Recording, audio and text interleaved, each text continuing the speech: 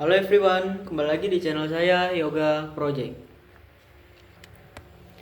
Oke baik, kali ini saya akan menyampaikan kedatangan Islamisasi di Kalimantan. Baik, langsung saja ya. Pada abad ke-17 hingga ke-19 terdapat sejumlah ulama Arab atau keturunan Arab berdatangan ke wilayah Kalimantan yang diidentifikasi berasal dari Arab yang makamnya tersebar di kawasan Kalimantan. Di Kalimantan Barat misalnya ada Habib Syarif Hussein Al-Qadri, yaitu berasal dari Hadramaut, yang datang berdakwah ke daerah Matan dan Mempawah.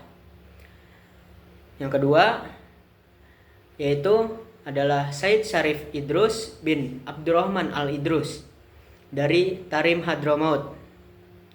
Mereka seorang ulama yang kemudian menjadi Raja Kubu di Kalimantan Utara.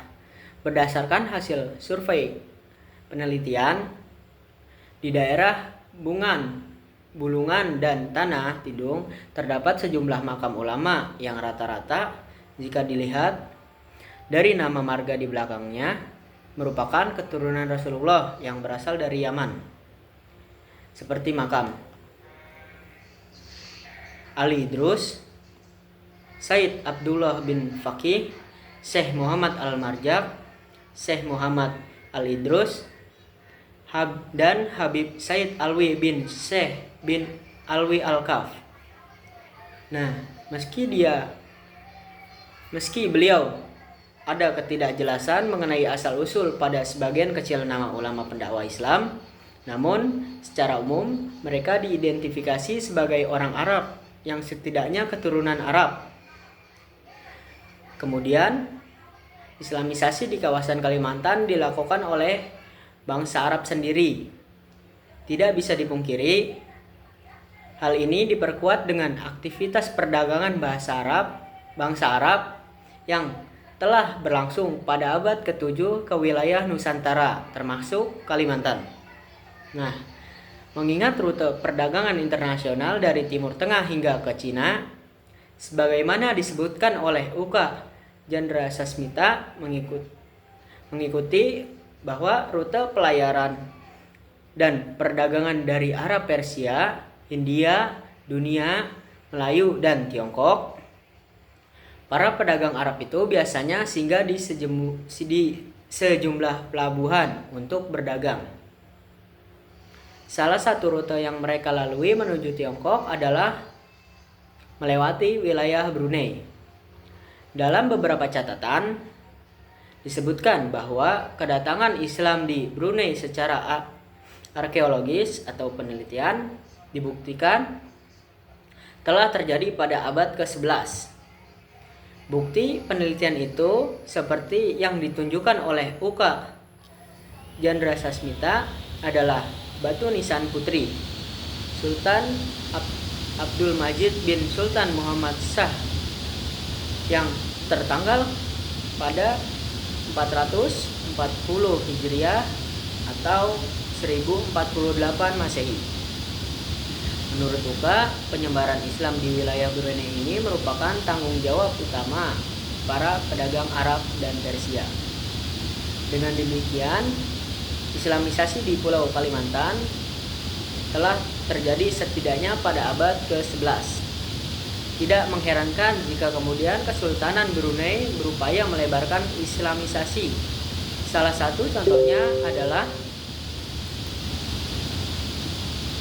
upaya Islamisasi melalui jalur politik dan perkawinan yang dilakukan oleh Raja Tengah dari Brunei, yaitu Raja Sarawak, di wilayah Sukadana dan Sambas, Kalimantan Barat.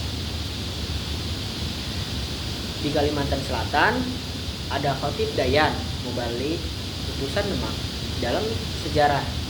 dalam buku sejarah Banjar. Buku sejarah Banjar diperkirakan sebagai orang Arab atau keturunan Arab bernama Said Abdurrahman. Sementara di makamnya di komplek pemakaman Sultan Suryansyah di Kampung Kuin, Banjarmasin tertulis Syekh Syarif Hidayatullah Al-Idrus, Khatib Dayan yang diklaim sebagai keturunan Sunan Gunung Jati. Dia mengislamkan Raja Banjar pertama yaitu Sultan Suryansyah dan menyebarkan Islam hingga di daerah Pasir. Di Kalimantan Timur, Tuan Tunggang Parangan, ulama yang berasal mengislamkan Raja Kutai Kartanegara, yaitu Raja Mahkota atau Aji Mahkota. Dalam salah satu versi, ia diklaim sebagai ulama yang berasal dari Arab. Di makam Tuan Tunggang Parangan di Kutai Lama, Kecamatan Anggana, tertulis namanya sebagai Habib Hasim bin Musayyah. Namun ada versi pula, yaitu Asiti menyebutkan nama Sayyid Abdurrahman Al-Idrus, Sayyid Muhammad bin Abu Bakar Al-Wasyaq. Di Kalimantan Utara, di daerah Bulungan, terdapat makam ulama yang bernama Said Ahmad Maghribi di Salim Batu. Ulama ini diklaim sebagai orang Arab yang datang ke wilayah Bulungan untuk menyebarkan Islam pada abad ke-17.